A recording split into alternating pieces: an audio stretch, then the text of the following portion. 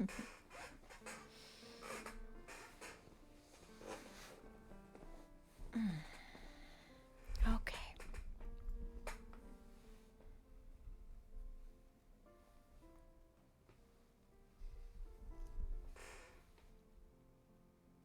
I'm ready.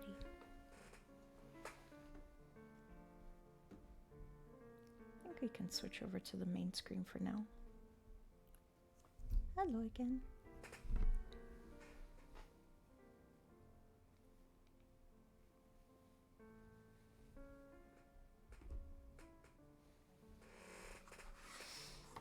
I have a really cool edition of this book. So this is a book from, I've talked about it a lot. We have a... Music, you're being a little loud there. Knock you down a little bit, buddy. There's a huge local book swap near me, and so you can find these really, really, really old paperbacks over there. And like this one, it's a Scholastic printing too. Not neat. So this is probably at like a book fair way, way, way back when. But this was published in 1978. So that means it is 40... What is that? 40-something years old. That's almost 50 years old. 3 years away from 50. 47. There we go. Finally got my brain there. So yeah, this little paperback, it's in pretty good shape, honestly, considering that it was just kind of thrown out at a book swap. But yeah, this little paperback is 47 years old. Given a new home by me, because when I saw it, I was like, yeah, I do want Edgar Allan Poe specifically to read on stream.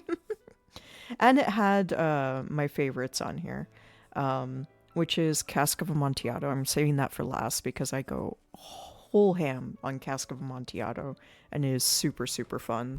This is one of my favorite things to read. Fall of the House of Usher, and also the Masque of the Red Death, which I really, really love. Fall of the House of Usher I haven't read out loud before, so that'll be a fun one to try. And I thought it would be a good one to start us off with. Let me know how audio balancing is, if my voice needs adjusting, if my music needs adjusting, any of that good stuff. You want the music a little louder, let me know. But yeah, good morning. Welcome back to the cafe. I'm happy to have you here. You can feel free to use redeems and such during the reading, because this one is just regular stream reading. It's not like the audiobook reading that I do with Dracula, where I turn everything off. Everything is on. It should be working. And yeah, I'm happy to have you here. So, let's see. Perfect. We are right at the 7 mark. So let's cool down from the summer heat with some tales of terror to give us chills. We're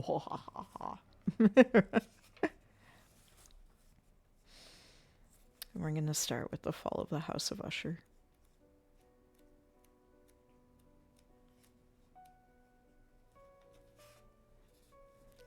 I also like this does give a little history on the stories as well. So, The Fall of the House of Usher. First published in Burton's Gentleman's Magazine for September 1839, this story is perhaps Poe's best effort to achieve unity of effect or impression, a phrase which appears in his own review of Hawthorne's Twice-Told Tales. What is this effect or impression? We may choose from a list of Poe's atmosphere words: gloom, melancholy, decay, dreariness, dilapidation, etc. Or we may see Roderick Usher as the key to Poe's unique or single effect, and select from words like instability, terror, and hysteria. For Roderick, the house is full of sinister pulsations, the very stones he senses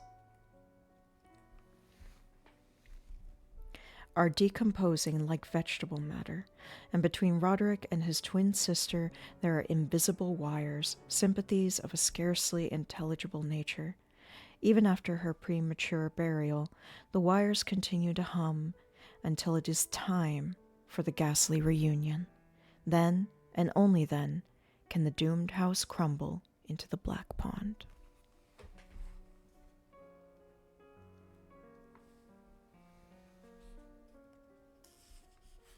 The Fall of the House of Usher. Sonquer est un luth suspendo, sitiot quon letush il resone. De Berenshire. During the whole of a dull, dark, and soundless day in the autumn of the year, when the clouds hung oppressively low in the heavens, I had been passing alone on horseback through a singularly dreary tract of country, and at length found myself, as the shades of the evening drew on, within view of the melancholy House of Usher. I knew not how it was, but, with the first glimpse of the building, a sense of insufferable gloom pervaded my spirit. I say insufferable, for the feeling was unrelieved by any of that half-pleasurable, because poetic, sentiment with which the mind usually receives even the sternest natural images of the desolate or terrible. I looked upon the scene before me, upon the mere house and the simple landscape features of the domain.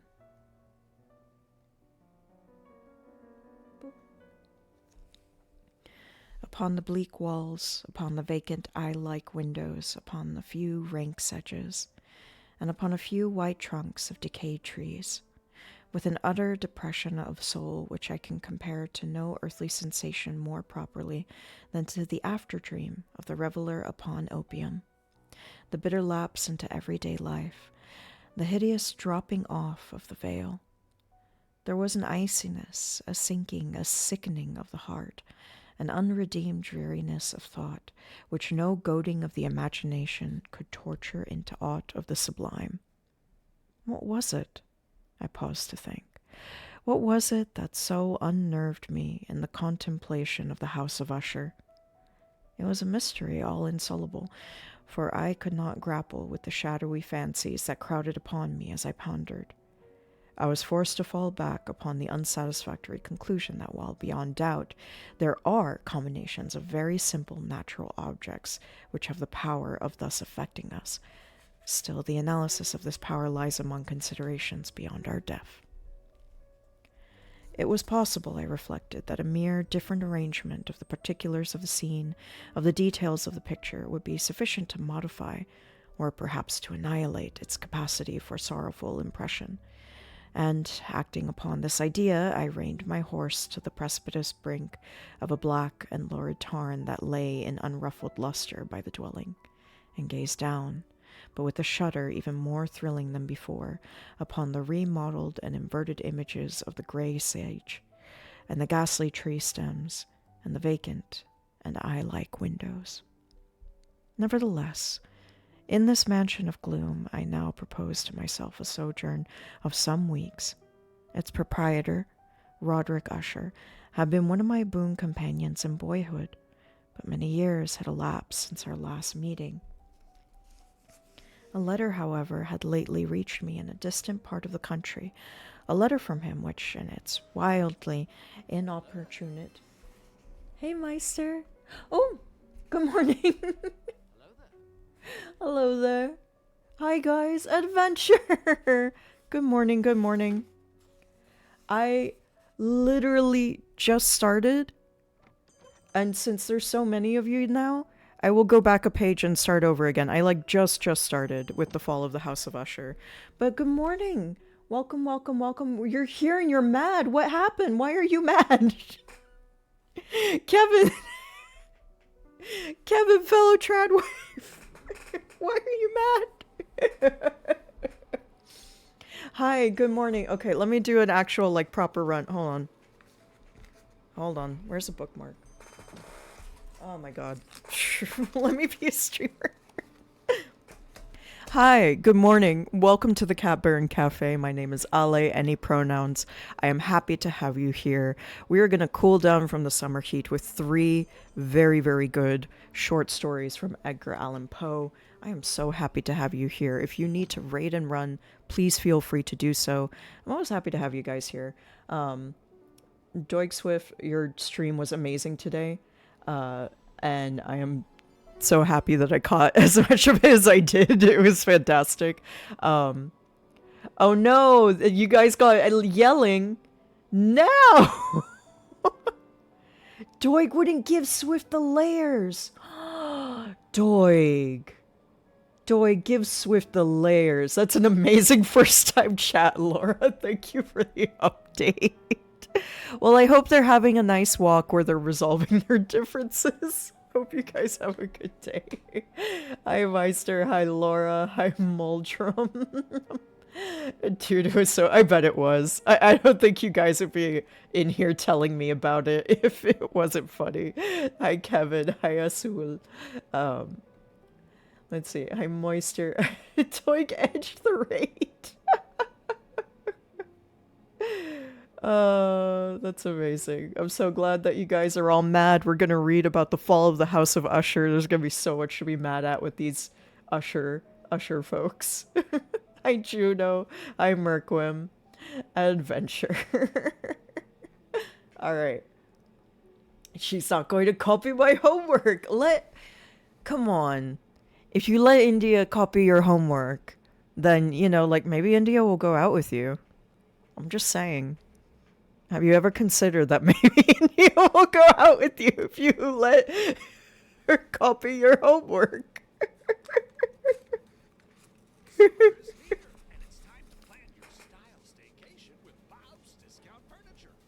Oh my god, wait, no, is that an ad in the... what is this? Boo! Get out of here, ad. There shouldn't be an ad.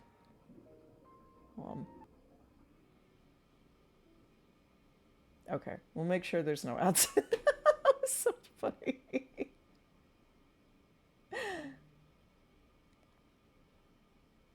Music. Do you want to go? There we go. All right.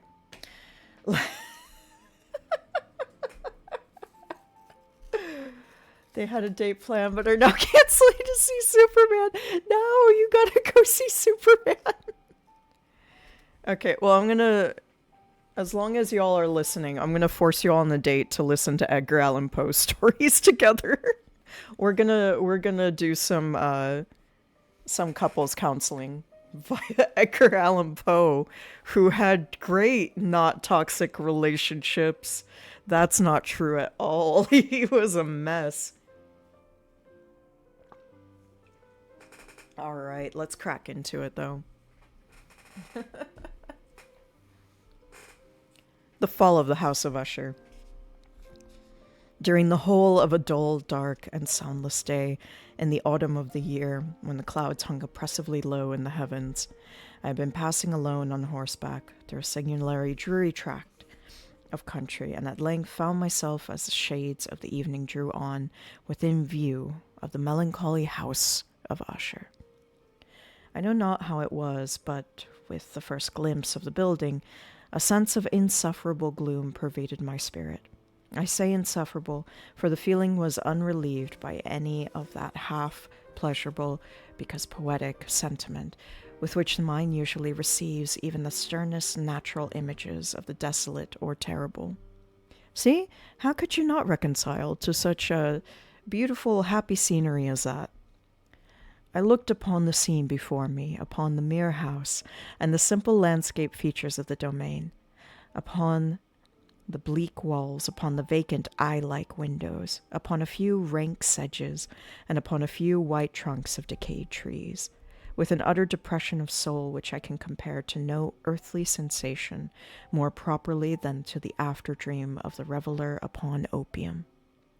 The bitter lapse into everyday life, the hideous dropping off of the veil. There was an iciness, a sinking, a sickening of the heart, an unredeemed dreariness of thought which no goading of the imagination could torture into aught of the sublime. What was it? I paused to think, what was it that so unnerved me in the contemplation of the House of Usher? It was a mystery, all insoluble, nor could I grasp with the shadowy fancies that crowded upon me as I pondered. I was forced to fall back upon the unsatisfactory conclusion that while beyond doubt there are combinations of very simple natural objects which have the power of thus affecting us, still the analysis of this power lies among considerations beyond our depth. It was possible, I reflected, that a mere different arrangement of the particulars of the scene, of the details of the picture, would be sufficient to modify or perhaps to annihilate its capacity for sorrowful impression, and acting upon this idea, I reined my horse to the precipitous brink of a black and lurid tarn that lay in unruffled luster by the dwelling, and gazed down, but with a shudder even more thrilling than before, upon the remodeled and inverted images of the grey sedge and the ghastly tree stems, and the vacant and eye-like windows. Nevertheless, in the mansion of gloom I now proposed to myself a sojourn of some weeks. Its proprietor, Roderick Usher, had been one of my boon companions in boyhood, and many years had elapsed since our last meeting. A letter, however, had lately reached me in the distant pass of the country, a letter from him which, in its wildly inopportune nature, had admitted of no other than a personal reply. The M.S. gave evidence of nervous agitation. The writer spoke of acute bodily illness, of a mental disorder which oppressed him, and of an earnest desire to see me, as his best and indeed only personal friend, with a view of attempting, by the cheerfulness of my society, some alleviation of his malady. It was the manner in which all of this, and much more, was said. It was the apparent heart that went with his request, which allowed me no room for hesitation, and I accordingly obeyed forthwith that I still considered a very singular summons. Let her copy your homework, she'll come out with you.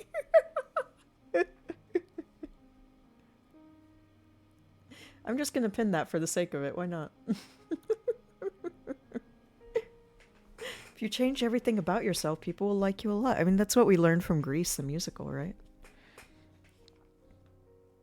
Although, as boys, we had been even intimate associates, yet I really knew little of my friend. His reserve had been always excessive and habitual. I was aware, however, that his very ancient family had been noted, time out of mind, for peculiar sensibility of temperament, displaying itself through long ages, in many works of exalted art, and manifested of late in repeated deeds of munificent yet unobtrusive charity, as well as in a passionate devotion to the intricacies, perhaps even more than to the orthodox and easily recognizable beauties of musical science. I had learned, too, the very remarkable fact that the stem of the Usher race, all time honored as it was, had put forth at no period any enduring branch. In other words, that the entire family lay in the direct line of descent, and had always, with very trifling and very temporary variation, so lain. It was this deficiency I considered while running over in thought the perfect keeping of the character of the premises, with the accredited character of the people, and while speculating upon the possible influence with the one, in the long lapse of centuries, might have exercised upon the other. It was this deficiency, perhaps, of collateral issue, and the consequent undeviating transmission, from sire to son of the patrimony with the name, which had, at length, so identified the two as to merge the original title of the estate in the quaint and equivocal appellation of the House of Usher. Appellation which seemed to include, in the minds of the peasantry who used it, both the family and the family mansion. I have said that the sole effect of... Oh, thank you for the follow. Oh, thank you for the follow, Whitney and Rena. Thank you. Appreciate it a lot. I have said that the sole effect of my somewhat childish experiment, that of looking down within the tarn, had been to deepen the first singular impression, there can be no doubt that the consciousness of the rapid increase of my superstition, for why should I not so term it, served mainly to accelerate the increase itself.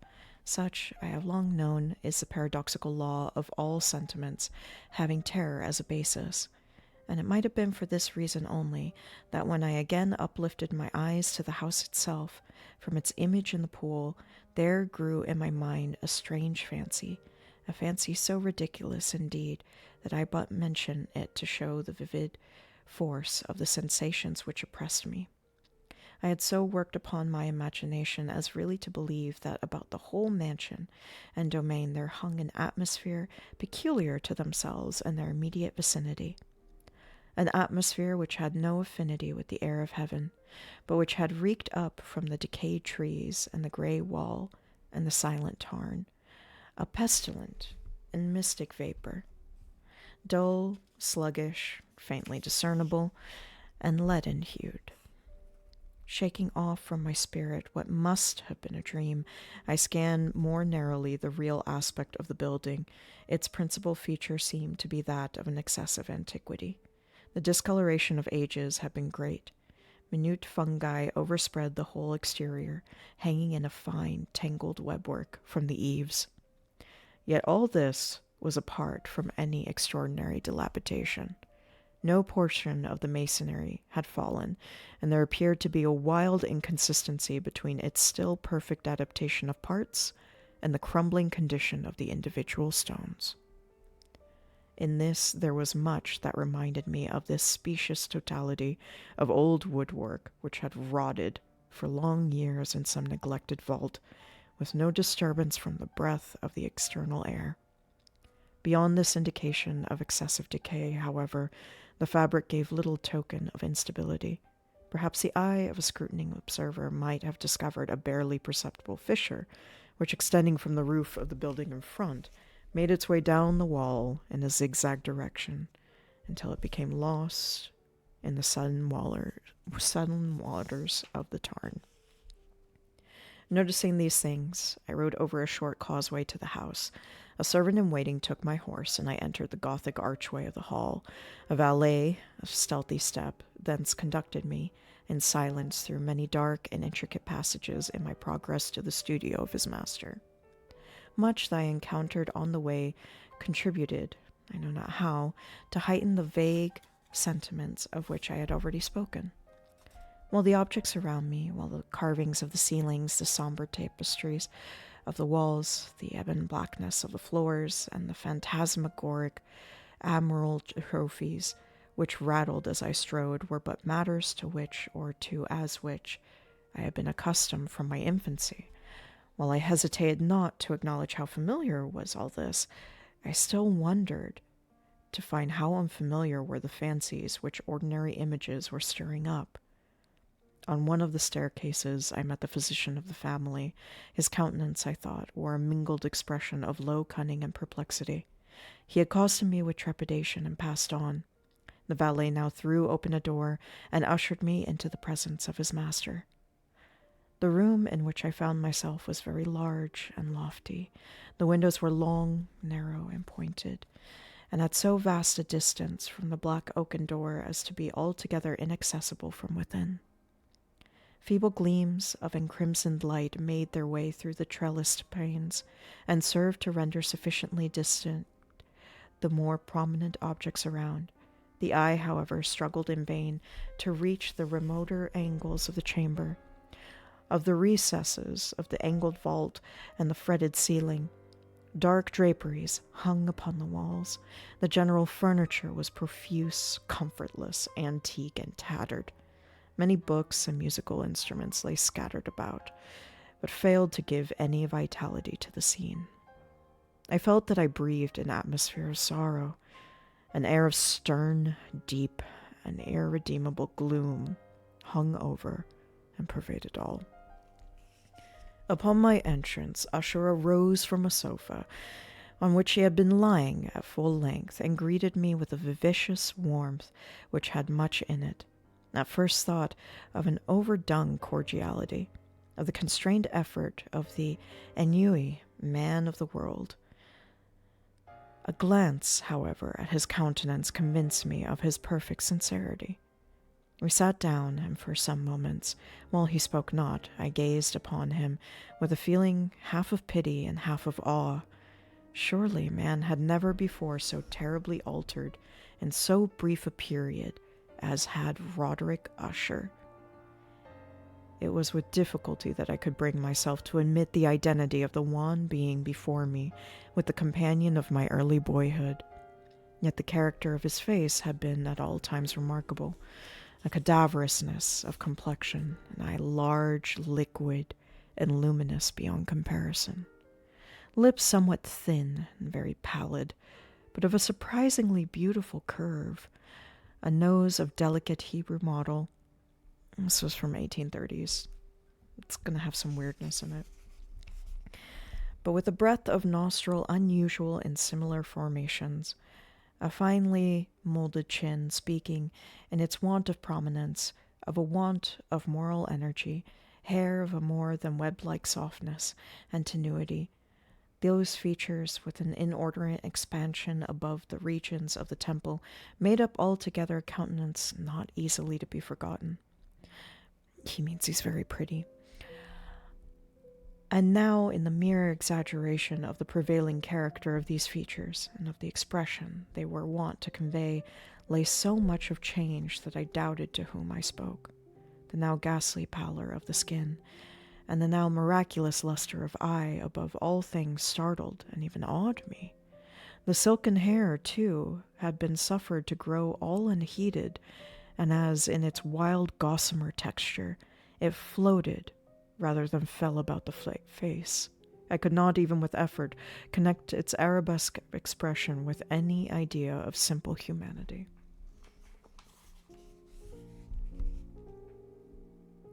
In the matter of my friend, I was at once struck with an incoherence, an inconsistency, and I soon found this to arise from a series of feeble and futile struggles to overcome an habitual trepidancy and excessive nervous agitation. For something of this nature I had indeed been prepared no less by his letter than by reminiscences of certain boyish traits, and by conclusions deduced from his peculiar physical conformation and temperament. His action was alternately vivacious and sullen.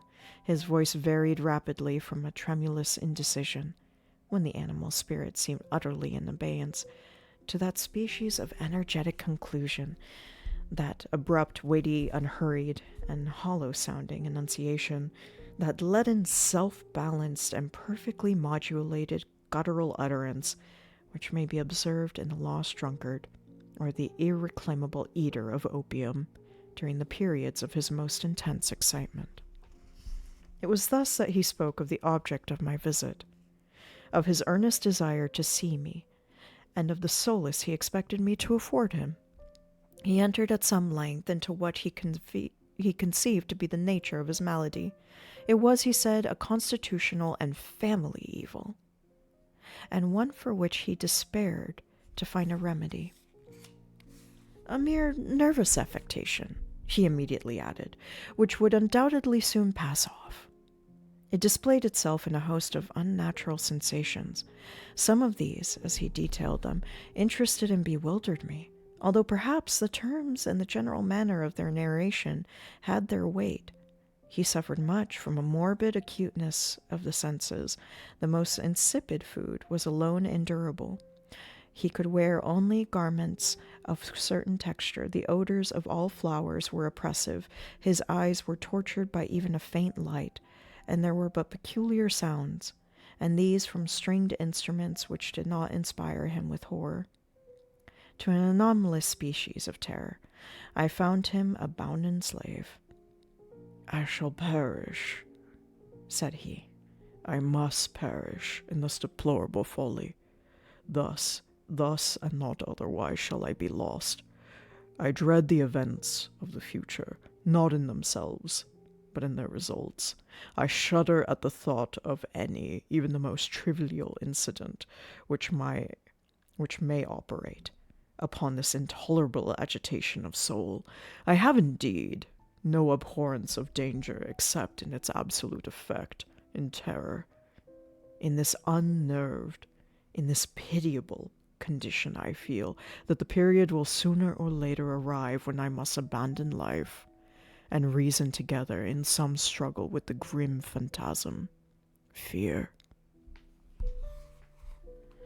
I learn, moreover, at intervals, that through broken and equivocal hints, another singular feature of his mental condition, he was enchained by certain superstitions, impressions in regard to the dwelling which he lived in, and which for many years he had never ventured forth, in regard to an influence whose superstitious force was conveyed in terms too shadowy here to be restated, an influence which some peculiarities in the mere form and substance of his family mansion had, by dint of long sufferance, he said, obtained over his spirit, an effect which the physique of the grey walls and turrets, and of the dim tarn into which they all looked down, had at length brought about upon the morale of his existence. He admitted, however, although with hesitation, that much of the peculiar gloom which thus afflicted him could be traced to a more natural and far more palpable origin. To the severe and long-continued illness, indeed, to the evidently approaching dissolution of a tenderly beloved sister. His sole companion for long years, his last and only relative on earth. Her decease, he said, with a bitterness which I can never forget, would leave him, the hopeless and the frail, the last of the ancient race of the Ushers. While he spoke, the Lady Madeline, for so was she called, passed through a remote portion of the apartment, and without having noticed my presence, disappeared. I regarded her with an utter astonishment not unmingled with dread, and yet I found it impossible to account for such feelings. A sensation of stupor oppressed me as my eyes followed her retreating steps. When a door, at length, closed upon her, my glance sought instinctively and eagerly the countenance of the brother. "Welcome on in, Brace. Get cozy." But he had buried his face in his hands, and I could only perceive that a far more ordinary wanness had overspread the emaciated fingers through which trickled many passionate tears. The disease of the Lady Madeline had long baffled the skill of her physicians. A settled apathy, a gradual wasting away of the person, and frequent although transient affectations of a partially cataleptical character were the unusual diagnosis.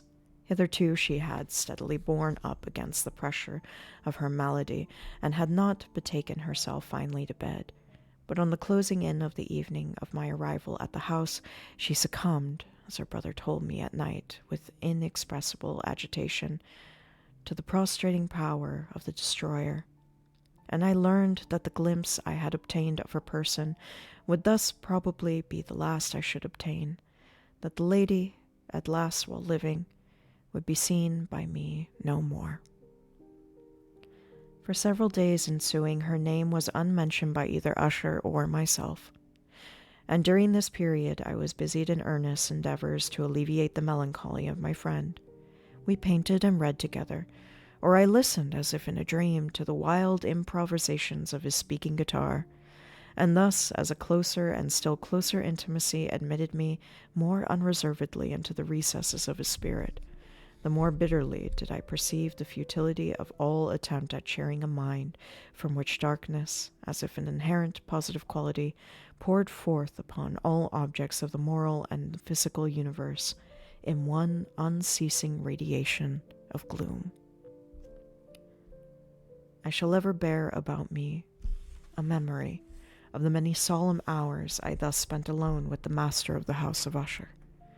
Yet I should fail in any attempt to convey an idea of the exact character of the studies, or of the occupations in which he involved me, or led me the way. An excited and highly distempered ideality threw a sulphurous lustre over all. His long, improvised dirges will ring forever in my ears. Among other things, I hold painfully in mind a certain singular perversion and amplification of the wild air of the last waltz of von Weber.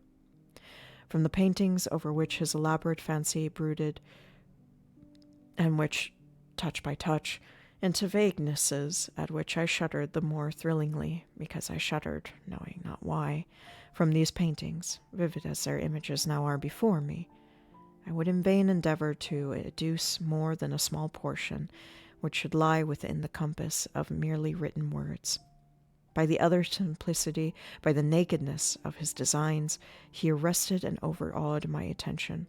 If ever mortal painted an idea, that mortal was Roderick Usher. For me, at least, and the circumstances then surrounding me, there arose out of pure abstractions which the hypochondriac contrived to throw upon his canvas an intensity of intolerable awe, no shadow of which felt I ever yet in the contemplation of the certainty glowing yet too concrete reveries of Fuseli.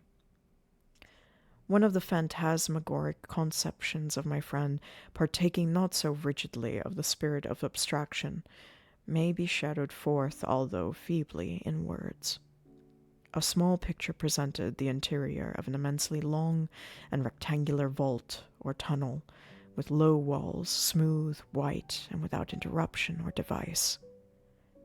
Certain accessory points of that design served well to convey the idea that this excavation lay at an exceeding depth below the surface of the earth. No outlet was observed in any portion of its vast extent, and no torch or other artificial source of light was discernible.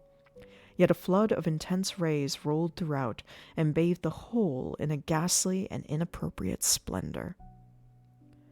I have just spoken of the morbid condition of the auditory nerve, which rendered all music intolerable to the sufferer, with the exception of certain effects of stringed instruments. It was perhaps the narrow limits to which he thus confined himself, upon the guitar which gave birth, in great measure, to the fantastic character of his performances. But the fervent facility of his impromptus could not be so accounted for.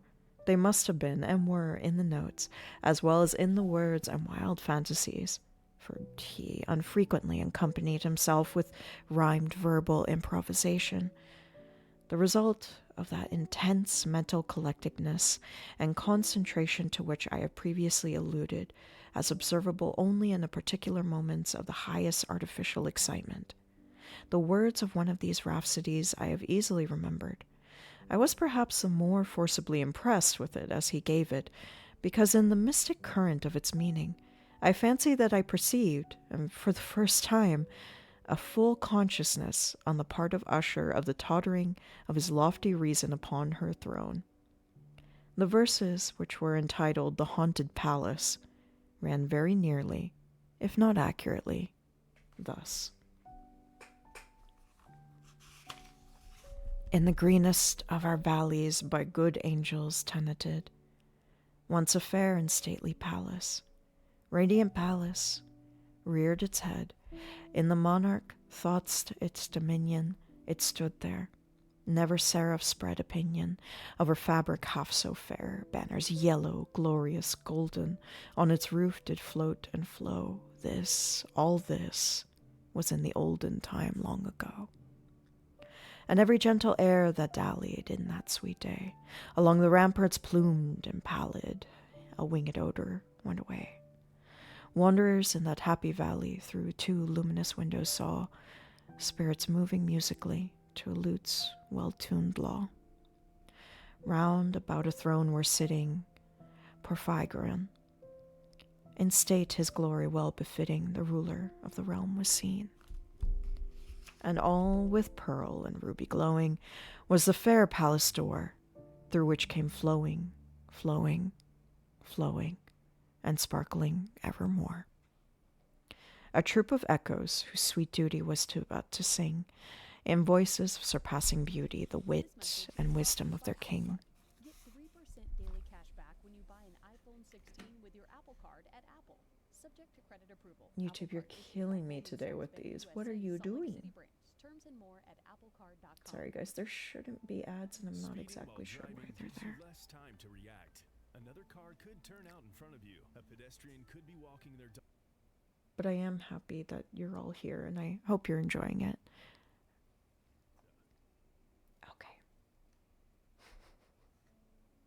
Thanks for your patience.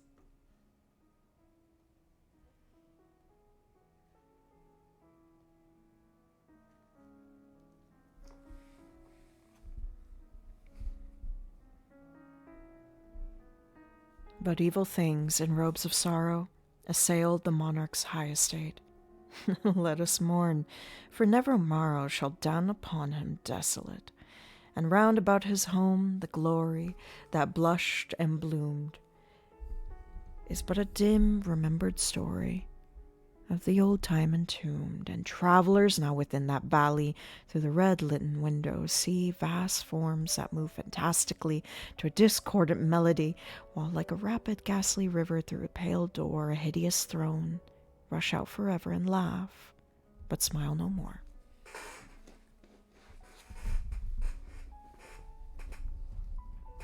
My foot fell asleep. Foot, wake up. I will remember that suggestions arising from this ballad led us into a train of thought, wherein there became manifest an opinion of Usher's, which I mention not so much on account of its novelty, for other men have thought thus, as on account of the pertinency with which he maintained it. This opinion, in its general form, was that of the sentience of all vegetable things. But in his disordered fancy, the idea had assumed a more daring character, and trespass under certain conditions upon the kingdom of inorganization. I lack words to express the full extent or the earnest abandon of his persuasion. The belief, however, was connected, as I have previously hinted, with grey stones of the home of his forefathers. The conditions of the sentience had been there, he imagined, fulfilled in the method of collection of those stones, in the order of their arrangement, as well in that of the many fungi which overspread them, and of the decayed trees which stood around, above all, in the long undisturbed endurance of this arrangement.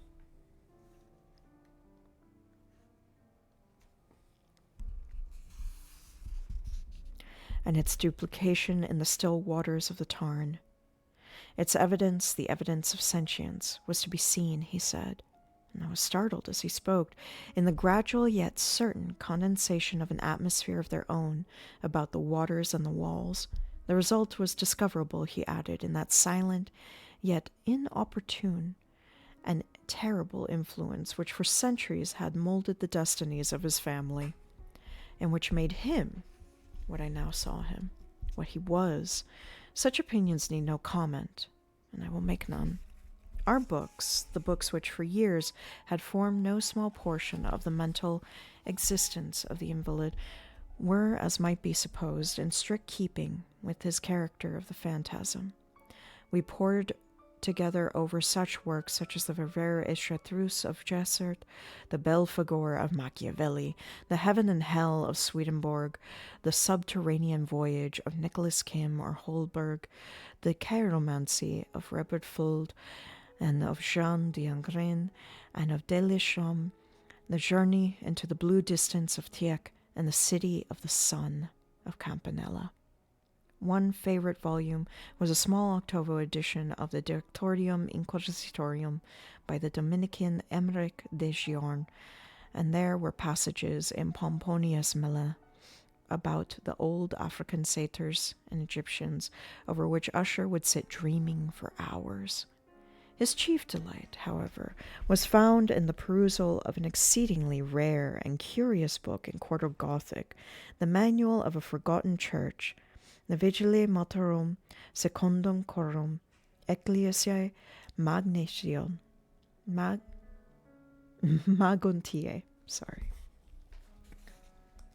I could not help thinking of the wild ritual of this work, and of its probable influence over the hypochondriac when, one evening, having informed me abruptly that the Lady Madeline was no more, he stated his intention of preserving her corpse for a fortnight, previously to its final interment, in one of the numerous vaults within the main walls of the building. The worldly reason, however, assigned for this singular proceeding was one I did not feel at liberty to dispute. The brother had been led to his resolutions, so he told me, by consideration of the unusual character of the malady of the deceased.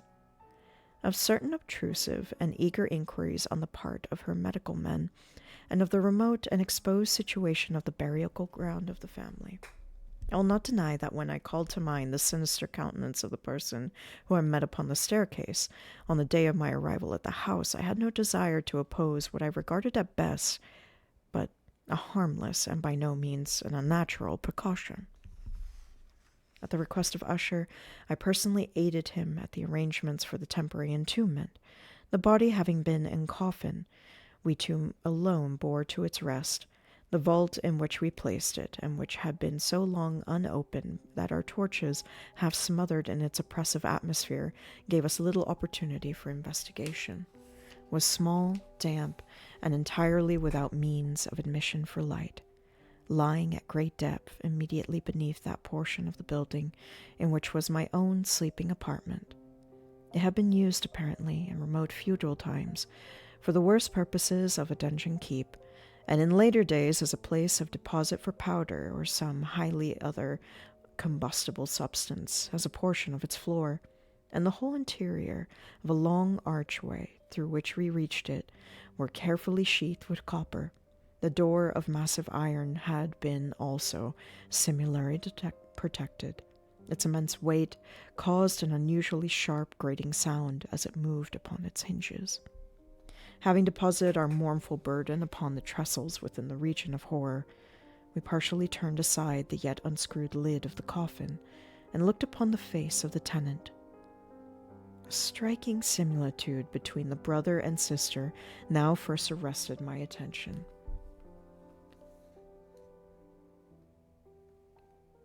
An usher, divining perhaps my thoughts, murmured out some few words from which I learned that the deceased and himself had been twins, and that sympathies of a scarcely intelligible nature had always existed between them. Our glances, however, rested not long upon the dead, for we could not regard her unawed. The disease which had thus entombed the lady in the maturity of youth had left, as usual in all maladies of a strict cataleptical character, the mockery of a faint blush upon the bosom, and the face of that suspiciously lingering smile upon the lip which is so terrible in death. We replaced and screwed down the lid, and having secured the door of iron, made our way with toil into the scarcely less gloomy apartments of the upper portion of the house. And now, some days of bitter grief having elapsed, an observable change came over the features of the mental disorder of my friend. His ordinary manner had vanished. His ordinary occupations were neglected or forgotten. He roamed from chamber to chamber with hurried, unequal, and objectless step. The pallor of his countenance had assumed, if possible, a more ghastly hue, but the luminousness of his eye had utterly gone out. The once occasional huskiness of his tone was heard no more, and a tremulous quaver, as if of extreme terror, habitually characterized his utterance. There were times, indeed, when I thought his unceasingly agitated mind was laboring with some oppressive secret, to divulge which he struggled for the necessary courage. At times again I was obliged to resolve all into the mere inexplicable vagaries of madness, for I beheld him gazing upon the vacancy for long hours, in an attitude of the profundest attention, as if listening to some imaginary sound. It was no wonder that his condition terrified, that it infected me. I felt creeping upon me by slow yet certain degrees the wild influences of his own fantastic yet impressive superstitions. It was especially upon retiring to bed late in the night of the 7th or 8th day, after the placing of the Lady Madeline within the dungeon, that I experienced the full power of such feelings. Sleep came not near my couch. While the hours waned and waned away, I struggled to reason off the nervousness which had dominion over me. I endeavored to believe that much, if not all of what I felt, was due to the bewildering influence of the gloomy furniture of the room.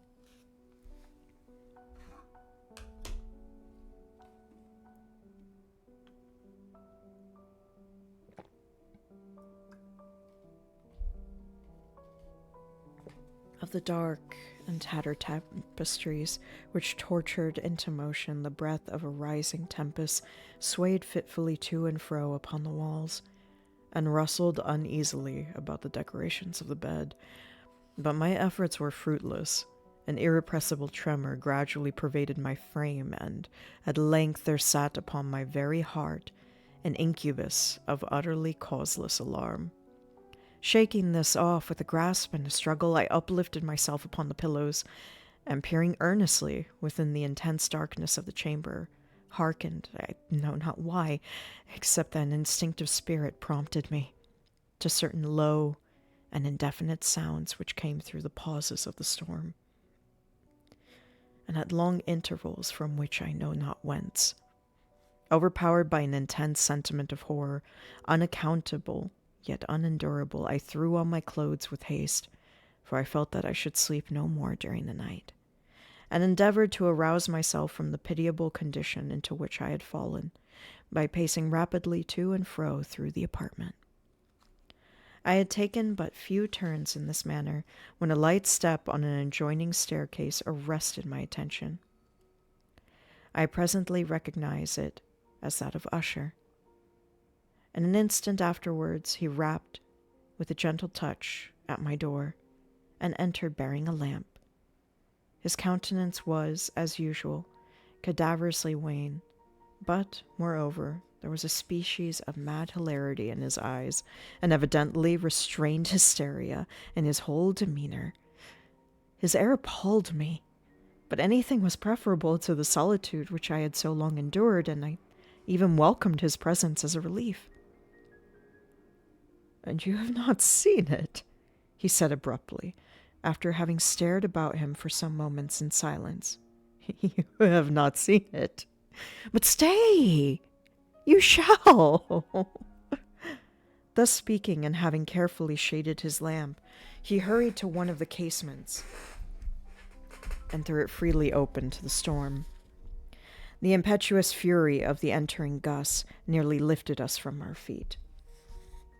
It was indeed a tempestuous, yet sternly beautiful night, and one wildly singular in its terror and its beauty. A whirlwind had apparently collected its force in our vicinity, for there were frequent and violent alterations in the direction of the wind, and the exceeding density of the clouds, which hung so low as to press upon the turrets of the house, did not prevent our perceiving the lifelike velocity with which they flew, careening from all points against each other, without passing away into the distance. I say that even their exceeding density did not prevent our perceiving this, yet we had no glimpse of the moon or stars, nor was there any flashing forth of the lightning, but the undersurfaces of the huge masses of agitated vapor, as well as all terrestrial objects immediately around us, were glowing in the unnatural light of a faintly luminous and distinctly visible gaseous exhalation which hung about and enshrouded the mansion.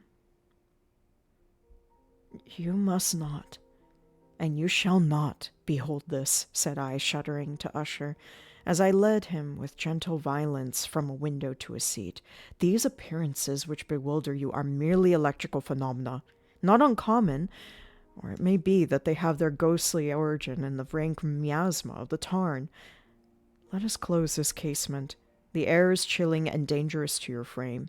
Here is one of your favorite romances. I will read, and you will listen, and so we will pass away this terrible night together." The antique volume which I had taken up was The Mad Tryst of Sir Lancelot Canning, but I had called it a favorite of Usher's more in a sad jest than in earnest, for in truth there is little in its uncouth and unimaginative prolixity which could have had an interest for the lofty and spiritual identity of my friend. It was, however, the only book immediately at hand, and I indulged a vague hope that the excitement which now agitated the hypochondriac might find relief, for the history of mental disorder is full of similar anomalies, even in the extremeness of the folly which I should read. Could I have judged, indeed, by the wild, over-restrained air of vivacity which if he hearkened, or apparently hearkened, to the words of the tale, I might well have congratulated myself upon the success of my design. I had arrived at that well-known portion of the story where Elthared, the hero of the tryst, having sought in vain for peaceable admission into the dwelling of the hermit, proceeds to make good an entrance by force. Here, it will be remembered, the words of the narrative run thus. And Elthared, who was by nature of a doughty heart, and who was now mighty withal on account of the powerfulness of the wine which he had drunken, waited no longer to hold parley with the hermit, who in sooth was an obstinate and maliceful turn, but, feeling the rain upon his shoulders, and fearing the rising of the tempest, uplifted his mace outright, and with the blows made quickly room in the plankings of the door for his gauntleted hand. And now pulling therewith sturdily, he so cracked and ripped and tore all asunder, that the noise of the dry and hollow-sounding wood alarmed and reverberated throughout the forest. At the termination of this sentence, I started and for a moment paused, for it appeared to me, although I at once concluded that my excited fancy had deceived me, it appeared to me that from some very remote portion of the mansion there came indistinctly to my ears what might have been, in its exact similarity of character, the echo, but a stifled and a dull one certainly, of the very cracking and ripping sound which Sir Launcelot had so particularly described.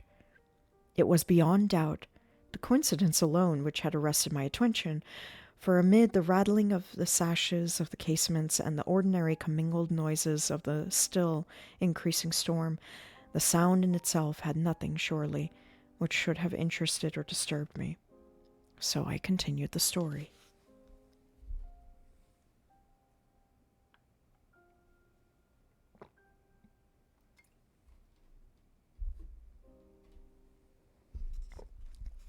But the good champion Etherin, who now entering within the door was sore enraged and amazed to perceive no single of the maliceful hermit, but instead thereof a dragon of a scaly and prodigious demeanour, and of a fiery tongue, which sate in guard before a palace of gold,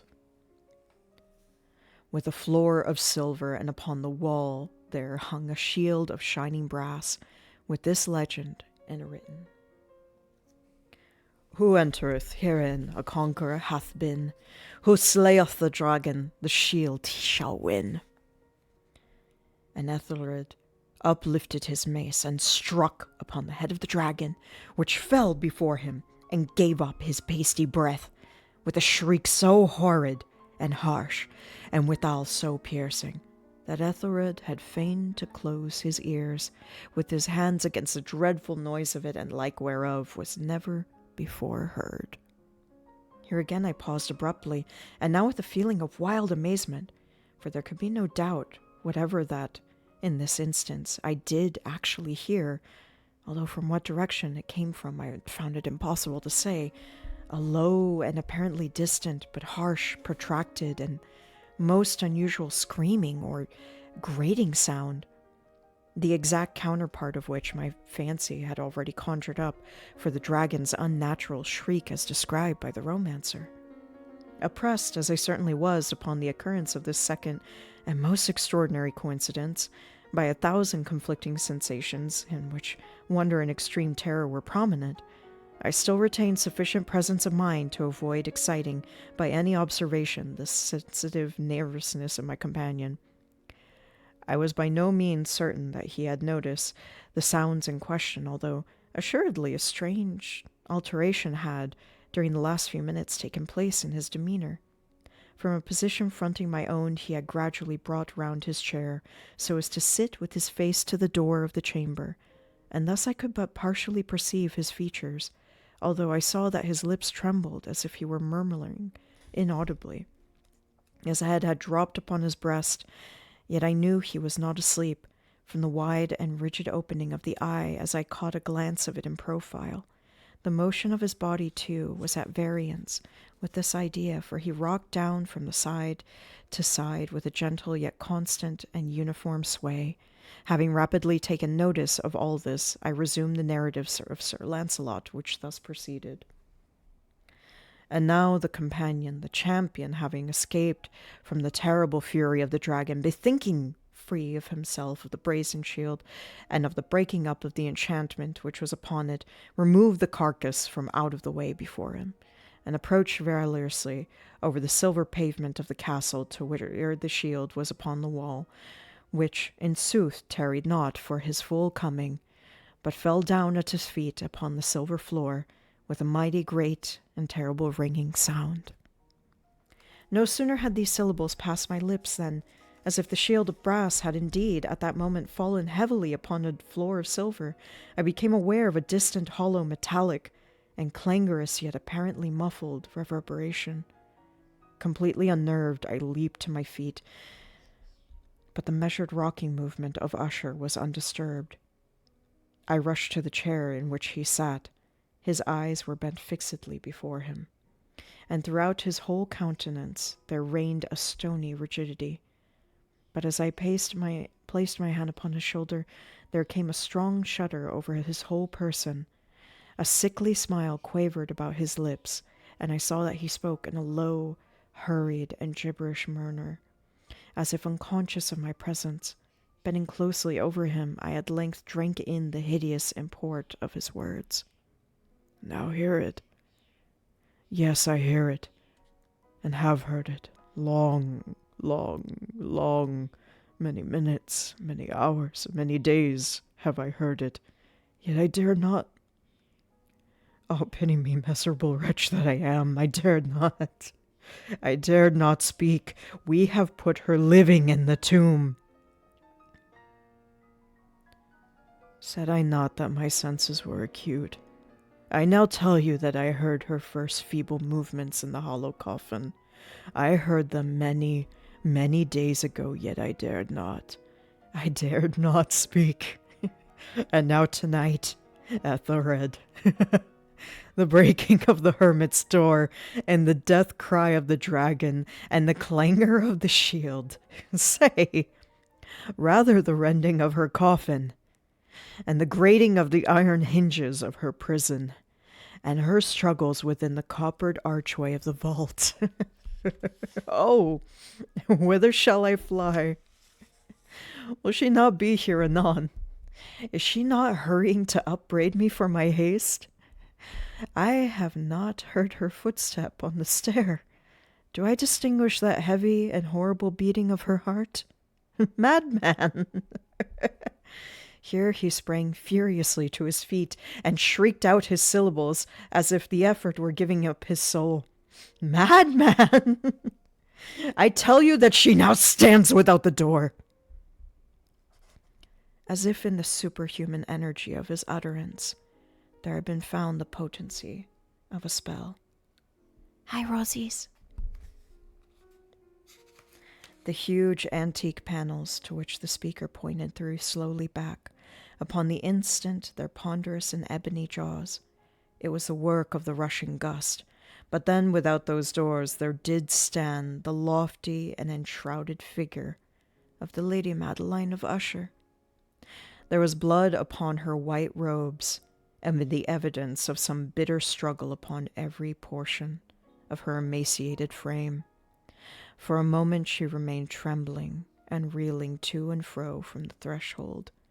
Then, from a low, moaning cry, fell heavily inward upon the person of her brother, and in her violent and now final death agonies bore him to the floor a corpse and a victim to the terrors he had anticipated. From that chamber and from that mansion I fled aghast. The storm was still abroad in all its wrath as I found myself crossing the old causeway. Suddenly there shot along the path a wild light, and I turned to see whence a gleam so unusual that it could have issued, for the vast house and its shadows were alone behind me. The radiance was that of the full, setting, and blood-red moon, which now shone vividly through that once barely discernible fissure of which I have before spoken as extending from the roof of the building in a zigzag direction to the base. While I gazed, this fissure rapidly widened. There came a fierce breath of the whirlwind, and the entire orb of the satellite burst at once upon my sight. My brain reeled as I saw the mighty walls rushing asunder. There was a long, tumultuous shouting sound like the voice of 1,000 waters, and the deep and dank tarn at my feet closed suddenly and silently over the last of the fragments of the House of Usher.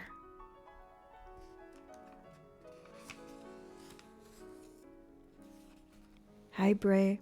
Oh my gosh, absolutely rest your tired mind and body. Whew. Honestly, that one's the toughest one to read. It's one of the most, like, super, super, super verbose of the popular Poe stories. Hello, little bird. There's a little starling on my fire escape. Hi, sweet starling. He can't hear me through the window. It's very cute. Oh, are we tilting heads at each other? We are. Cute. Oh, my goodness. So the ushers are dead. All right. Ads are coming up. So I am going to make sure to hydrate my throat. Give my voice a good shake. And then we are going to go through 2 more stories today that are very, very, very, very fun and very spooky. House of Usher is pretty spooky, but I really like The Masque of the Red Death. That's going to be a very fun one. And then the most fun one, my favorite, and will be the one that I do the most fun voices for as well, is the Cask of Amontillado. Will wrap us up today. But I can only stop ads for so long, so please rest your bones, hydrate, stretch, take your meds, do anything that you need to during the ads. And I thank you for being here, and we'll be right back within a few minutes. Thank you, guys. Oh, I don't know if you can hear the bird, but if you can, it's a very cute starling.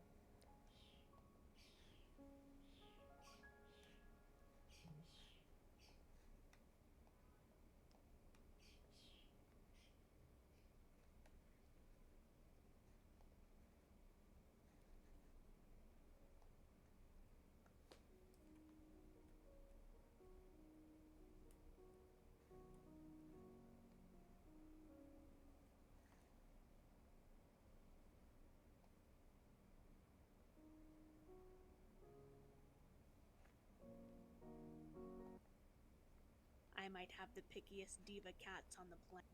Oh my goodness, we are not going to make you guys listen to ads.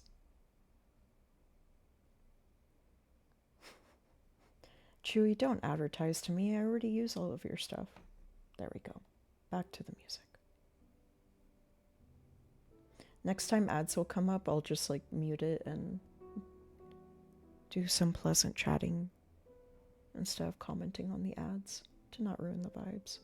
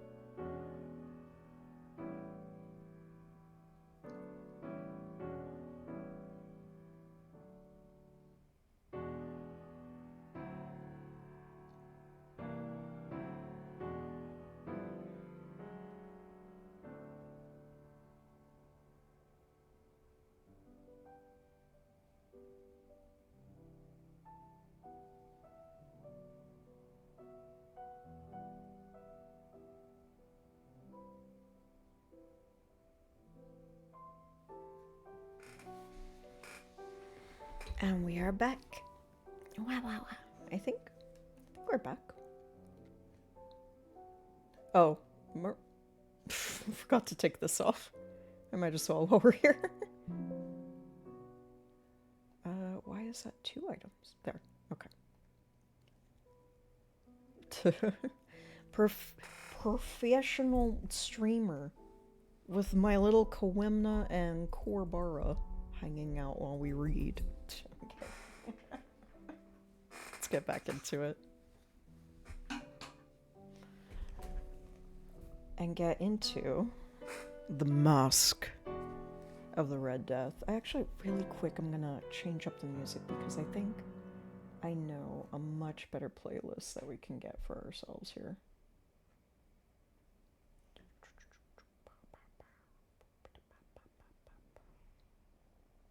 Hope you're all doing well. Hope the week is going well.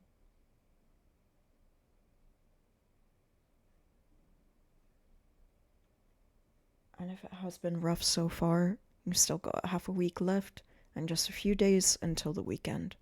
You can do this.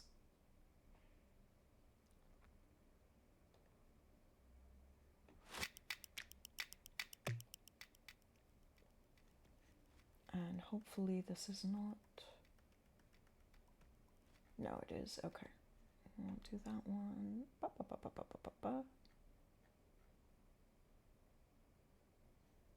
Here we go.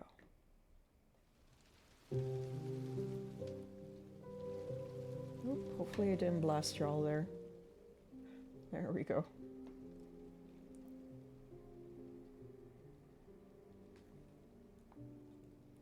If you ever need me to adjust audio, fix room tone or anything like that so that I can make it a better audio experience for you, please let me know, because I can only tell so much from my end. So if you let me know that something needs fixing, it actually helps me a lot. So I always appreciate it. Let's get into it.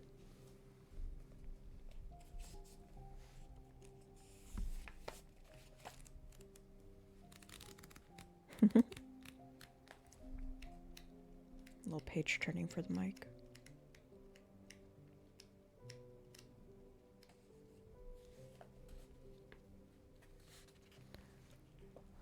This most pictorial of Poe's prose writings appeared in Graham's magazine for May 1842.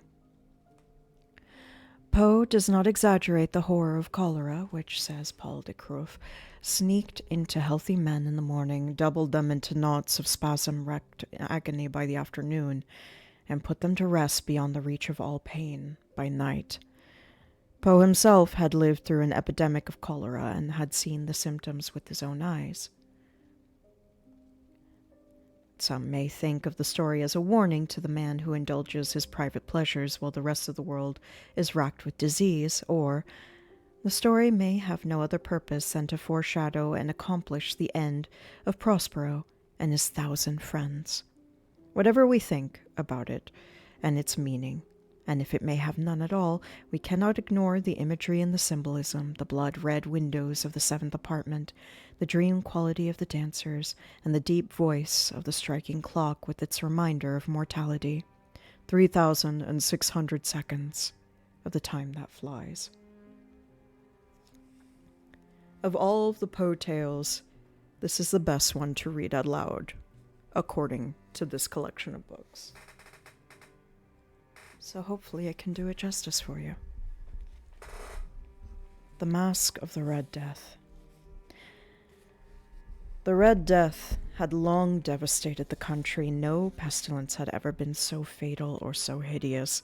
Blood was its avatar and its seal, the redness and the horror of blood. There were sharp pains and sudden dizziness, and then profuse bleeding at the pores with dissolution. The scarlet stains upon the body, and especially upon the face of the victim, were the pest ban which shut him out from the aid and from the sympathy of his fellow men. And the whole seizure, progress, and termination of the disease were the incidents of half an hour. But the Prince Prospero was happy and dauntless and sagacious. When his dominions were half depopulated, he summoned to his presence 1,000 hale and light-hearted friends from among the knights and dames of his court, and with these retired to the deep seclusion of one of his castellated abbeys. This was an extensive and magnificent structure, the creation of the prince's own eccentric yet august taste. A strong and lofty wall girdled it in. This wall had gates of iron. The courtiers, having entered, brought furnaces and massy hammers and welded the bolts. They resolved to leave means neither of ingress nor egress to other sudden impulses of despair or frenzy from within. The abbey was aptly provisioned. With such precautions, the courtiers might bid defiance to contagion. The external world could take care of itself, and in the meantime it was folly to grieve or to think. The prince had provided all the appliances of pleasure. There were buffoons, there were improvisers, there was a ballet, and there were musicians. There was a beauty, and there was wine. All these and security were within. Without was the Red Death. It was toward the close of the 5th and 6th month of his seclusion, and while the pestilence raged most furiously abroad, that the Prince Prospero entertained his 1,000 friends at a masked ball of the most unusual magnificence. It was a voluptuous scene, that masquerade, but first let me tell of the rooms in which it held. There were 7. An imperial suite. In many palaces, however, such suites form a long and straight vista, while the folding doors slide back nearly to the walls on either hand, so that the view of the whole extent is scarcely impeded. And here the case was very different, as might have been expected from the Duke's love of the bizarre. The apartments were so irregularly disposed that the vision embraced but little more than one at a time. There was a sharp turn at every 20 or 30 yards, and at each turn a novel effect. To the right and left, in the middle of each wall, a tall and narrow Gothic window looked out upon a closed corridor, which pursued the windings of the suite. These windows were of stained glass, whose color varied in accordance with the prevailing hue of the decorations of the chamber into which it opened. That at the eastern extremity was hung, for example, in blue, and vividly blue were its windows. The second chamber was purple in its ornaments and tapestries, and here the panes were purple. The third was green throughout, and so were the casements. The fourth was furnished and lighted with orange, the 5th with white, the 6th with violet. The 7th apartment was closely shrouded in black velvet tapestries that hung all over the ceiling and down the walls, falling in heavy folds upon a carpet of the same materials and hue. But in this chamber only, the color of the windows failed to correspond with the decorations. The panes here were scarlet, a deep blood color. Now, in no one of the 7 apartments was there any lamp or candelabrum amid the profusion of golden ornaments that lay scattered to and fro or depended from the roof. There was no light of any kind emanating from lamp or candle within the suite of chambers. But in the corridors that followed the suite, there stood, opposite to each window, a heavy tripod bearing a brazier of fire that projected its rays through the tinted glass, and so glaringly illuminated the room. And thus were produced a multitude of gaudy and fantastic appearances. But in the western or black chamber of this effect, of the firelight that streamed upon the dark hangings through the blood-tinted panes, was ghastly in the extreme, and produced so wild a look upon the countenances of those who entered that there were few of the company bold enough to set foot within the precincts of it at all. It was in this apartment also that there stood against the western wall a gigantic clock of ebony. Its pendulum swung to and fro with a dull, heavy, monotonous clang. And when the minute hand made the circuit of the face, and the hour was to be stricken, there came from the brazen lungs of the clock a sound which was clear and loud and deep, and exceedingly musical, but of so peculiar a note, an emphasis that, at each lapse of an hour, the musicians of the orchestra were constrained to pause momentarily in their performance, to hearken to the sound, and thus the waltzers perforce ceased their evolutions, and there was a brief disconcert of the whole gay company, and while the chimes of the clock yet rang, it was observed that the giddiest grew pale, and the more aged and sedate passed their hands over their brows, as if in confused reverie or meditation. But when the echoes had finally ceased, a light laughter at once pervaded the assembly. The musicians looked at each other and smiled as if at their own nervousness and folly, and made whispering vows each to each other that the next chiming of the clock should produce in them no similar emotion. And then, after the lapse of 30 minutes, which embraced 3,600 seconds of the time that flies, there came yet another chiming of the clock, and then were the same disconcert and tremulousness and meditation as before. But in spite of these things, it was a gay and magnificent revel. The tastes of the Duke were peculiar, and he had fine eye for colors and effects. He disregarded the decora of mere fashion. His plans were bold and fiery, his conceptions glowed with barbaric luster, and there are some who would have thought him mad. His followers felt that he was not. It was necessary to hear and see and touch him to be sure that he was not. He had directed in great part the movable embellishments of the 7 chambers upon occasion of this great feat, and it was his own guiding taste which had given character to the masqueraders. Be sure that they were grotesque. They were much glare and glitter and piquancy and phantasm, which of what had been since in Hierani. There were arabesque figures with unsuited limbs and appointments, and there were delirious fancies such as the madman fashions. There were much of the beautiful, much of the wanton, much of the bizarre, something of the terrible, and not a little of that which might have excited disgust. To and fro in the 7 chambers there stalked, in fact, a multitude of dreams.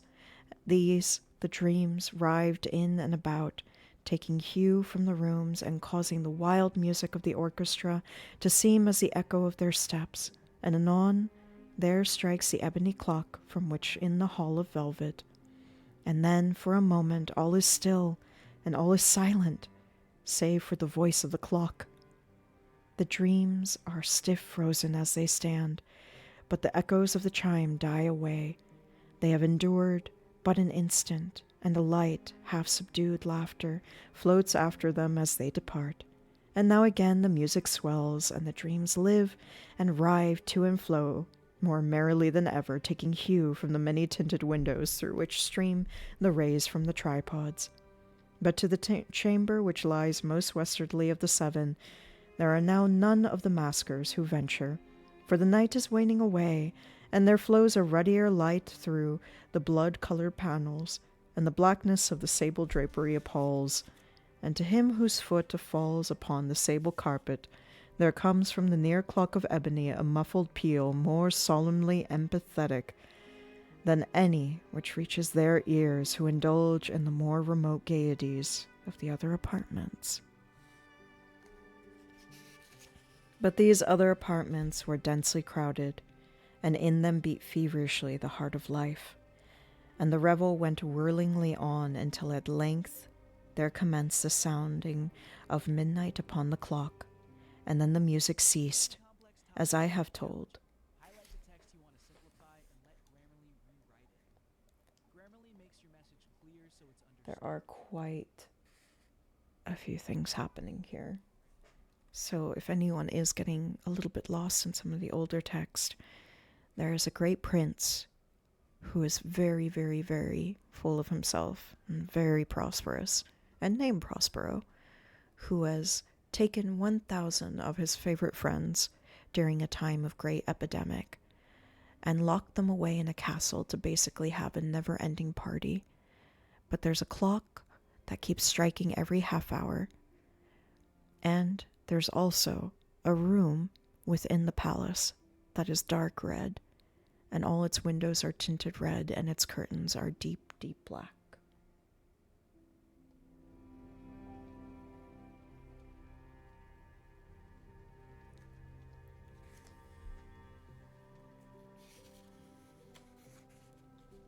The other apartments were densely crowded, and in them beat feverishly the heart of life, and the revel went whirlingly on until at length there commenced the sounding of midnight upon the clock, and the music ceased, as I have told, and the evolutions of the waltzers were quieted, and there was an uneasy sensation of all things as before. But now there were 12 strokes to be sounded by the bell of the clock, and thus it happened, perhaps that more of thought crept, with more of time, into the meditations of the thoughtful among those who revelled, and thus too it happened, perhaps that before the last echoes of the last chime had utterly sunk into silence, there were many individuals in the crowd who had found leisure to become aware of the presence of a masked figure which had arrested the attention of no single individual before. And the rumor of this new presence having spread itself whisperingly around, there arose at length from the whole company a buzz, a murmur, expressive of disapprobation and surprise, and finally of terror, of horror, and of disgust. In an assembly of phantasms, such as I have printed, there may as well have been supposed that no ordinary appearances could have excited such a sensation. In truth, the masquerade license of the night was nearly unlimited, but the figure in question had out-Heroded Herod, and gone beyond the bounds of even the prince's indefinite decorum. There are chords in the hearts of the most reckless which cannot be touched without emotion, even with the utterly lost, to whom life and death are equally just. There are matters of which no jest can be made. The whole company, indeed, seemed now deeply to feel that in the costume and bearing of the stranger neither wit nor propriety existed. The figure was tall and gaunt, and shrouded from head to foot in the habiliments of the grave. The mask which concealed the visage was made so nearly to resemble the countenance of a stiffened corpse that the closet scrutiny must have difficulty in detecting the cheat. And yet, all this might have been endured, if not approved, by the mad revellers around, but the murmurer had gone so far as to assume the type of the Red Death. His vesture was dabbled in blood, and his broad brow, with all the features of the face, was besprinkled with the scarlet horror. When the eyes of Prince Prospero fell upon the spectral image, which, with a slow and solemn movement, as if to fully sustain its role, stalked to and fro among the waltzers, he was seen to be convulsed in the first moment with a terror shudder either of terror or distaste, but in the next his brow reddened with rage. "Who dares," he demanded hoarsely of the courtiers who stood near him, "who dares insult us with this blasphemous mockery? Seize him and unmask him, that we may know with whom we have to hang at sunrise from the battlements." "Hi, Tris. You're just in time for the arrival of the Red Death." Hope you're having a good one. It was in the eastern or blue chamber in which stood the Prince Prospero that he uttered these words. They rang throughout the 7 rooms loudly and clearly, for the prince was a bold and robust man, and the music had become hushed at the waving of his hand. It was in the blue room where stood the prince, with a group of pale courtiers by his side. At first, as he spoke, there was a slight rushing movement of this group in the direction of the intruder, who, at the moment, was also near at hand, and now, with deliberate and stately step, made closer approach to the speaker. But from a certain nameless awe with which the mad assumptions of the murmurer had inspired the whole party, there were found none who put forth hand to seize him, so that unimpeded he passed within a yard of the prince's person, and, while the vast assembly, as if with one impulse, shrank from the centers of the rooms to the walls, he made his way uninterruptedly, but with the same solemn and measured step which had distinguished him at first, through the blue chamber, to the purple, through the purple to the green, through the green to the orange, through again to the white, and even thence to the violet, ere a decided movement had been made to arrest him. It was then, however, that the Prince Prospero, maddening with rage and the shame of his own momentary cowardice, rushed hurriedly through the 6 chambers, while none followed him on account of a deadly terror that had seized upon all. He bore aloft a drawn dagger, and had approached in a rapid impetuosity to within 3 or 4 feet of the retreating figure, when the latter, having attained the extremity of the velvet apartment, turned suddenly and confronted his pursuer. There was a sharp cry, and the dagger dropped gleaming upon the sable carpet, upon which instantly afterward fell prostrate in death the Prince Prospero.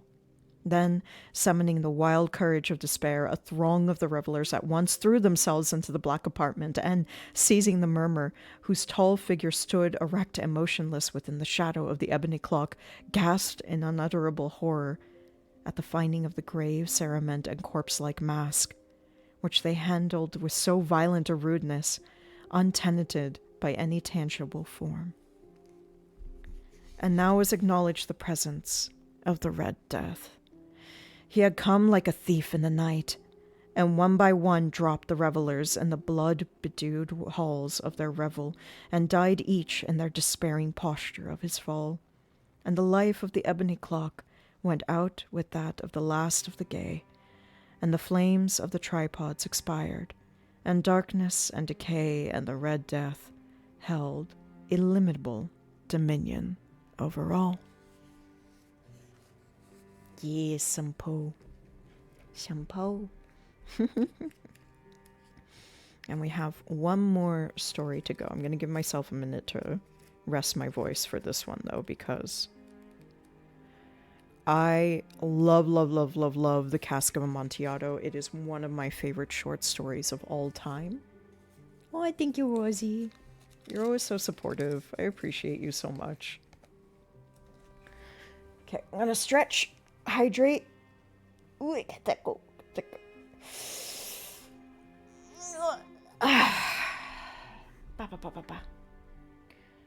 And just kind of roll my neck and get ready for. Let's see, do I have enough music? Make sure it's looping. My favorite story is our grand finale for today. So it'll be slightly shorter. Good news though, I have a phone screener later. So, fingers crossed. It's a phone screener for a legal job that is pretty good. It's a pretty good job. So I would really like it. Would really like to end my job search. I got the depressing stats of kind of when I couldn't sleep last night. I was just kind of going through a bunch of the apps and archiving ones that had like either expired or just kind of went through and stuff like that. In this job search this year, I am at over 170 different applications sent out. So if I ever sound really tired about the job search, that's why. I'm at over 170. It's a rough one this year. I've been hearing from friends too that a lot of friends have also encountered the same kind of trouble with finding work right now. So it's just, yeah, if you're having trouble too, like we're all in it together, and take it to heart that it's very likely it's not a commentary on you or your abilities or anything like that. It's just rough this year for sure. So hang in there. I'm cheering for you. Thank you all for the encouragement. Y'all have been really, really sweet and kind throughout this whole entire job search. Like everywhere, in Discords, in different chats and things like that, and on Blue Sky. So thank you so much. Thank you. And doing stuff like this with y'all like keeps me going. I mentioned it before, but it really does. Like doing these creative things, being able to do these like dramatic readings and stuff like that is so much fun. And during this grind, I need fun so badly. Yeah, I hope it gets better for all of us. Not just me, but all of us. And if it gets better for me, I'm going to do all I can to help make things better for others, like people have been helping me. So I want to get a job so I can start paying it forward. But Are you ready for a really, really fun one? I want to find some really fun music. Hold on. I want to find some good Cask of Amontillado music.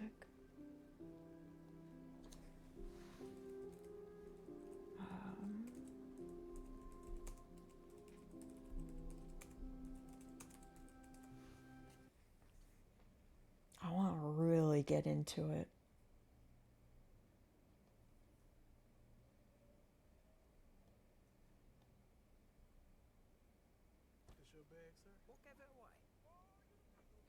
What will work really well? Both of the cats are sound asleep right now.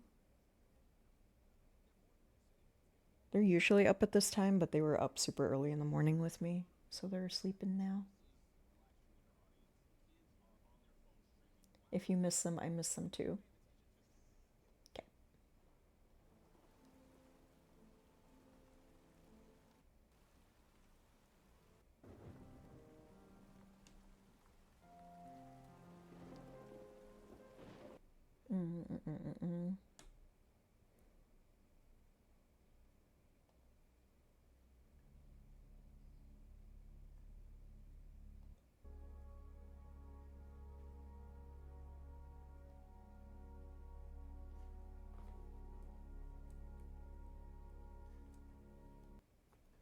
Bear with me while I try to find like just good music.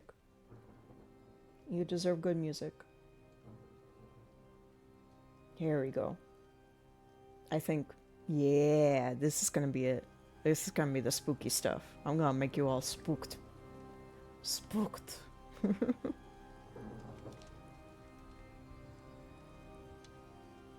Have good eeps, kitties. Thank you. Alright. Yes, it's time for spooky. Kuwabara Koema, get out of frame. It's time for spooky, not for Yu Yu Hakusho.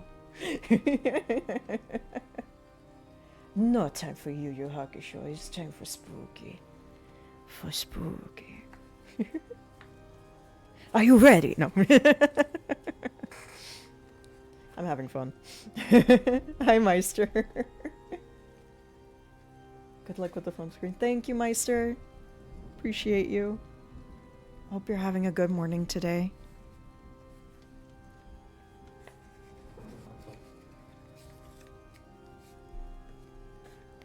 The Cask of Amontillado was first published in Gaudy Lady's book for November 1846. The Cask is perhaps the most widely read of Poe tales. Why? Can its popularity be traced to our own childish urge to get even, to make someone pay for ignoring us? Montresor hates Fortunato, that much is certain, but we are never told the details of the 1,000 injuries. We are much impressed with Montresor's diabolical strategy as he lures his victim into the deepest recesses of the catacombs.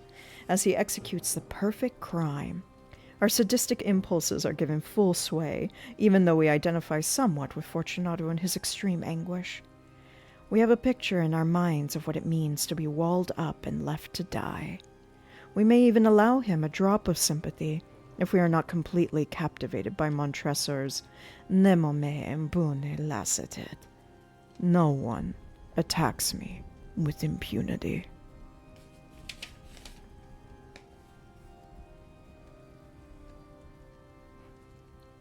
The Cask of Amontillado. The 1,000 injuries of Fortunato I had borne as best I could, but when he ventured upon insult, I vowed revenge. You who so well know the nature of my soul will not suppose, however, that I gave utterance to a threat. At length I would be avenged. This was a point definitely settled, but that the very definitiveness with which it was resolved precluded the idea of risk. I must not only punish, but punish with impunity. A wrong is unredressed with retribution when it overtakes the redresser. It is equally unredressed when the avenger fails to make himself felt as such to him who has done the wrong. It must be understood that neither by word nor deed had I given Fortunato cause to doubt my goodwill. I continued, as was my wont, to smile in his face, and he did not perceive that my smile now was at the thought of his immolation. He had a weak point, this Fortunato, although in other regards he was a man to be respected and even feared. He prided himself on his connoisseurship in wine.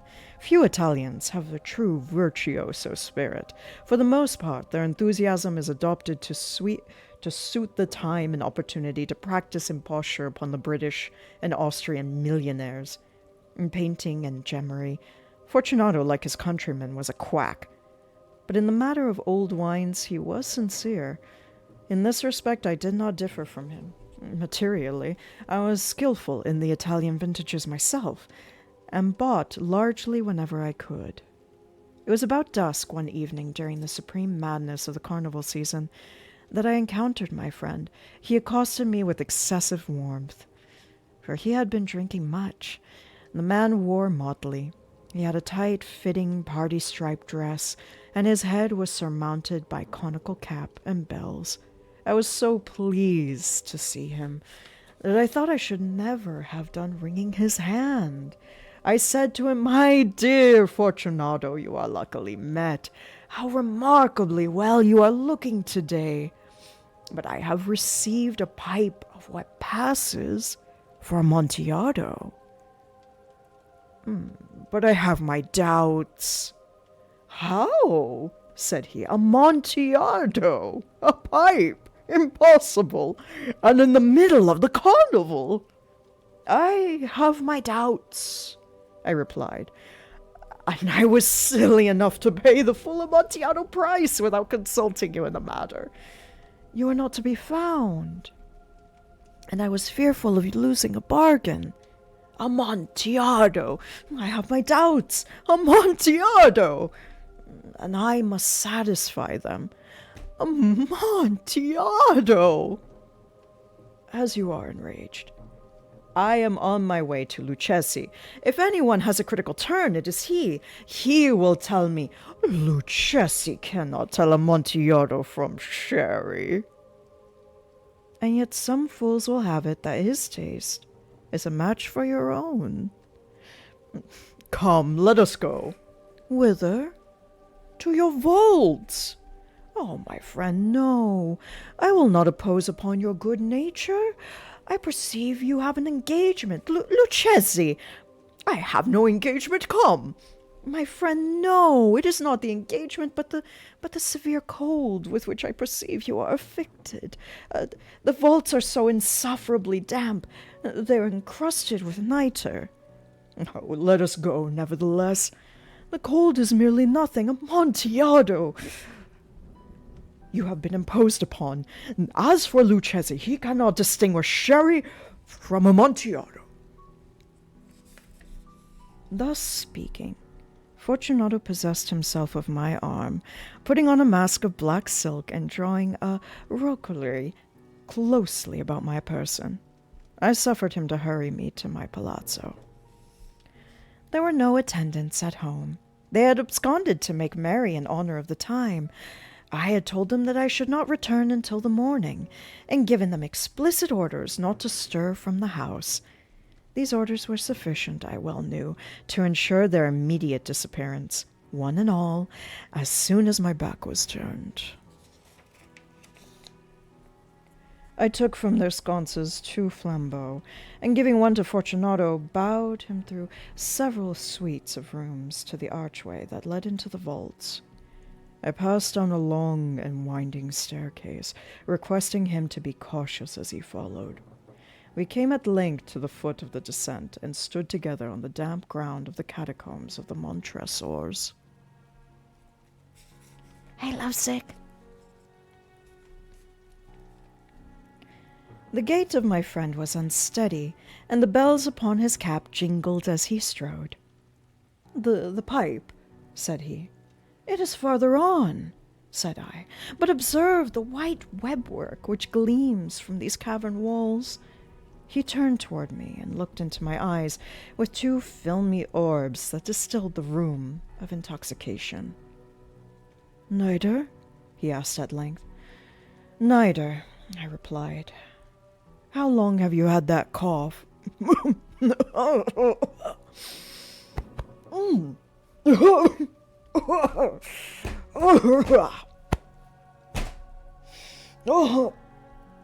Oh, my poor friend found it impossible to reply for many minutes.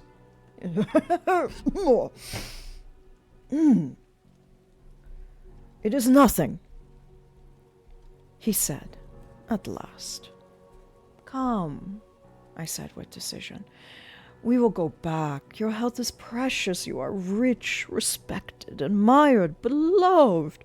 You are happy, as once I was. You are meant to be missed. For me it is no matter.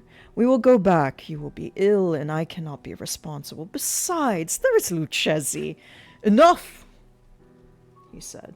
"The cough is a mere nothing. It will not kill me. I shall not die of a cough."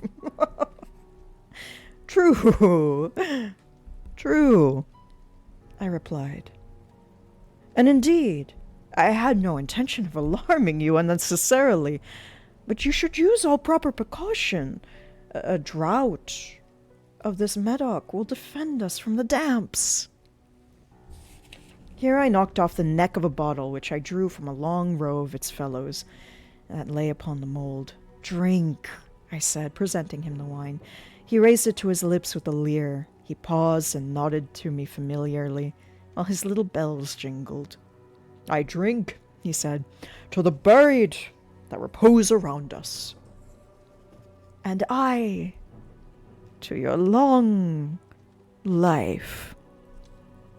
He again took my arm and we proceeded. "These vaults," he said, "are extensive." "The Montresors," I replied, "were a great and numerous family." "I forget your arms." "A huge, humongous foot d'or, and a field azure. The foot crushes a serpent rampant, whose fangs are embedded in the heel." "And the motto?" "Nemo me impune, lecessit." "Good!" The wine sparkled in his eyes, and the bells jingled. My own fancy grew warm with the Medoc. We had passed through the walls, the piled bones, and the casks and the puncheons, intermingling into the inmost recesses of the catacombs. I paused again, and this time I made bold to seize Fortunato by an arm above the elbow. "The nitre," I said. "See, it increases. It hangs like moss upon the vault. We are below the river's bed. The drops of moisture trickle among the bones. Come, we will go back ere it's too late. Your cough." "It is nothing," he said. "Let us go on." "But first, another draught of the Medoc." I broke and reached him a flagon of de Grave. He emptied it at a breath. His eyes flashed with a fierce light. He laughed and threw the bottle upward with a gesticulation I did not understand. I looked at him in surprise, and he repeated the movement, a grotesque one. "You do not comprehend," he said. "Not I," I replied. "Then you are not of the Brotherhood." "How? You are not of the Masons?" Yes, I said. Yes. "You? Impossible. A Mason?" "A Mason," I replied. "A sign," he said. "It is this," I answered, producing a trowel from beneath the folds of my recollet. "You jest," he exclaimed, recoiling a few paces. "But let us proceed to the Amontillado." "Be it so," I said, replacing the tool beneath the cloak, and again offering him my arm. He leaned upon it heavily, and we continued our route in search of the Amontillado. We passed through a range of low arches, descended, passed on, and descending again, arrived at the deep crypt in which the foulness of the air caused our flambeaux rather to glow than flame. At the most remote end of the crypt there appeared another less spacious. Its walls had been lined with human remains piled to the vault overhead, in the fashion of the great catacombs of Paris. 3 sides of this interior crypt were still ornamented in this manner. From forth the bones had been thrown down and lay promiscuously upon the earth, forming at one point a mound of some size. Within the wall thus exposed by the displacing of the bones, we perceived a still interior recess, in depth about 4 feet, in width 3, in height 6 or 7. It seemed to have been constructed for no special use within itself, but formed merely the interval between 2 of the colossal supports of the roof of the catacombs, and was backed by one of their circumscribing walls of solid granite. Promiscuous bones. Hello, baby. Good morning. It was in vain that Fortunato, uplifting his dull torch, endeavored to pry into the depth of the recesses. Its termination the feeble light did not enable us to see. Proceed, I said. Herein is the Amontillado. As for Lucchesi, he is an ignoramus, interrupted my friend, as he stepped unsteadily forward, while I followed immediately at his heels. In an instant he had reached the extremity of the niche, and finding his progress arrested by the rock, stood stupidly bewildered. A moment more, and I had fettered him to the granite. In its surface were 2 iron staples, distant from each other by about 2 feet horizontally. From one of these depended a short chain, and from the other a padlock. Throwing the links about his waist, it was but the work of a few seconds to secure it, and him. He was too much astounded to resist. Withdrawing the key, I stepped back from the recess. Pass your hand, I said, over the wall. You cannot help but feel the nitre. Oh, indeed, it is very damp. Once more. Let me implore you to return. Oh, no? Then I must positively leave you. But I must first render you all the little attentions in my power. The Amontillado! Ejaculated my friend, not yet recovered from his astonishment. True, I replied. The Amontillado. As I said these words, I busied myself among the pile of bones of which I have before spoken. Throwing them aside, I soon uncovered a quantity of building stone and mortar. With these materials, and with the aid of my trowel, I began vigorously to wall up the entrance of the niche. I had scarcely laid the first tier of masonry when I discovered that the intoxication of Fortunato had in great measure worn off. The earliest indication I had of this was a low, moaning cry from the depth of the recess. It was not the cry of a drunken man. There was then a long and obstinate silence. I laid the 2nd tier, and the 3rd, and the 4th, and then I heard the furious reverberations of the chain. The noise lasted for several minutes, during which I thought I might hearken it with more satisfaction. I ceased my labors and sat down upon the bones. When at last the clanking subsided, I resumed the trowel, and finished without interruption the 5th, the 6th, and the 7th tier. The wall was now nearly upon a level with my breast. I again paused, and holding the flambeau over the mason work, threw a few feeble rays upon the figure within. A succession of loud and shrill screams, bursting suddenly from the throat of the chain form, seemed to thrust me violently back. For a brief moment I hesitated, I trembled. Unsheathing my rapier, I began to grope with it about the recess. But the thought of an instant reassured me. I placed my hand upon the solid fabric of the catacombs, and felt satisfied.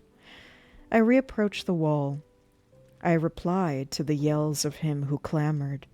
I re-echoed. I aided. I surpassed them in volume and in strength. I did this, and then the clamorer grew still. It was now midnight, and my task was drawing to a close.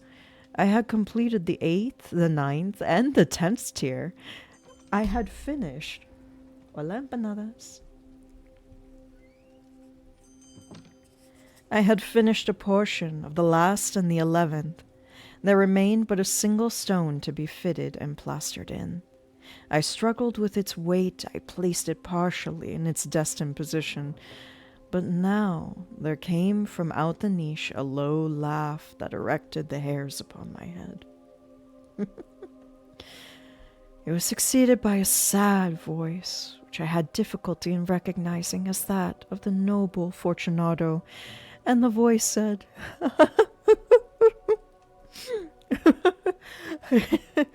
a very good joke indeed.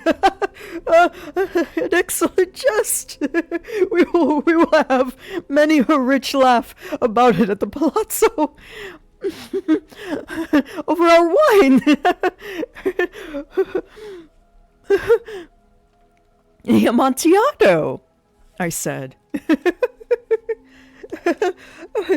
Yes, the Amontillado.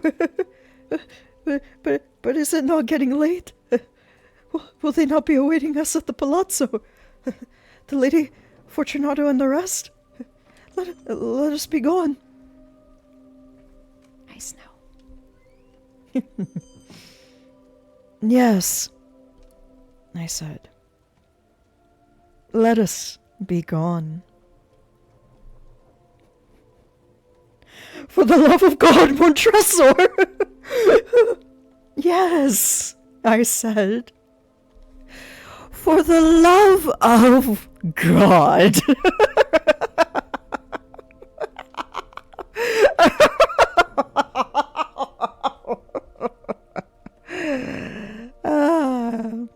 To these words, I hearkened in vain for a reply. I grew impatient. I called aloud. Fortunato! No answer. I called again. Fortunato!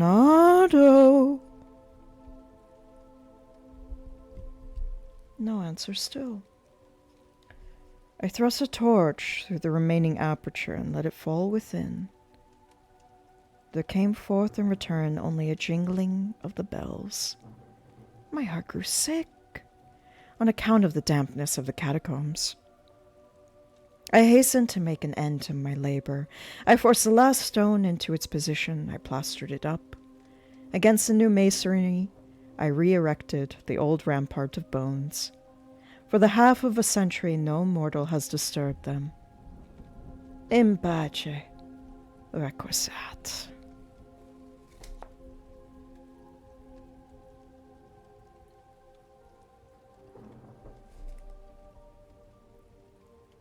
Thank you all so much for joining me for some spooky tales today.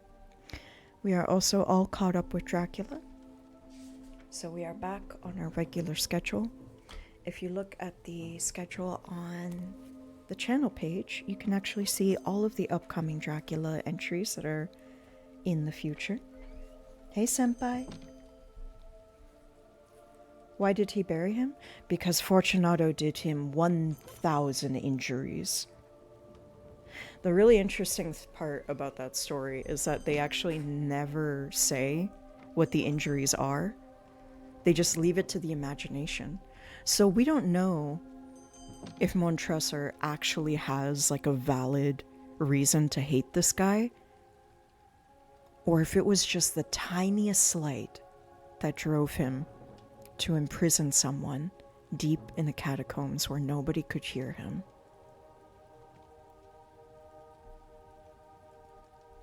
Yeah, it's kind of interesting too. There's a different I mean, this story has been reproduced and like done thousands and thousands of times.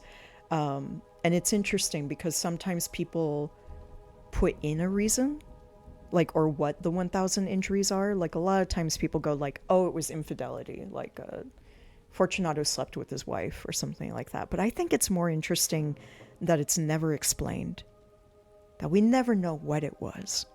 We could think of the most horrible thing or nothing, and it could all fit. And it kind of adds like a level of horror that I really like. Wanted me to stream Wanted me to stream for a second? What you mean? Oh, for getting the daily quest.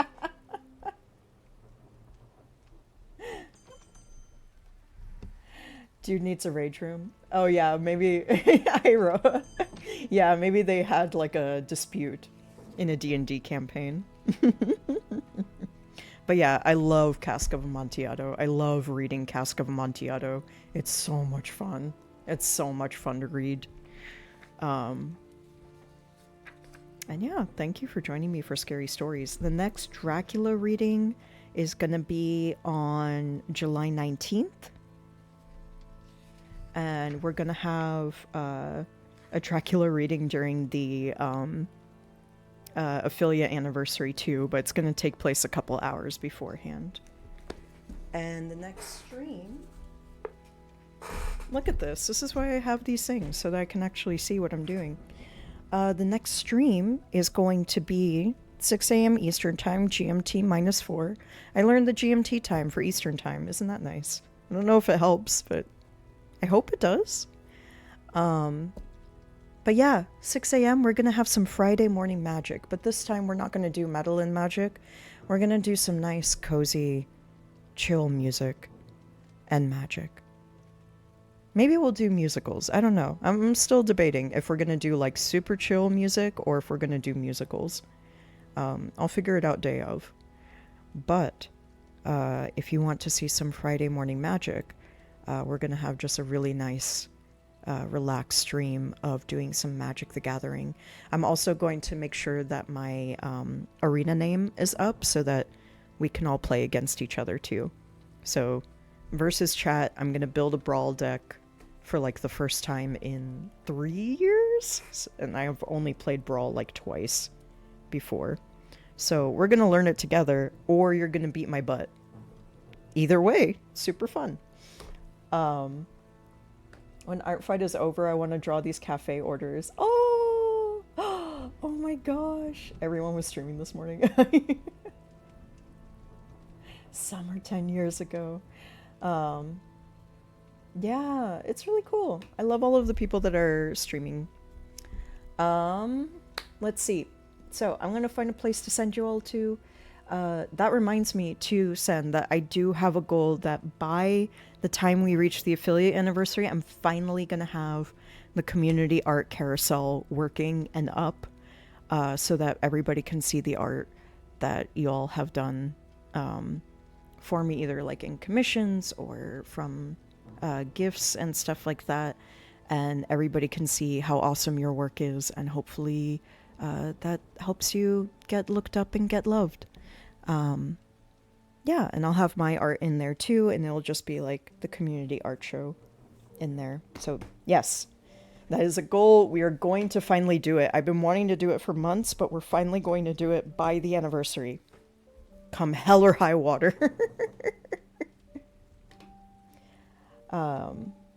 Yeah, don't worry, Meister. I am going to look and see who is online. But thank you. And let's see. Let's see. I can't see you right now, chat, so please don't suggest, because I always feel bad of like, oh, I can't see your suggestions. All right, let's see. Oh wow, there's a lot of people. A lot of people online. So many. Let's go to... Yeah, let's go to Kurzik. I always like hanging out at Kurzik's.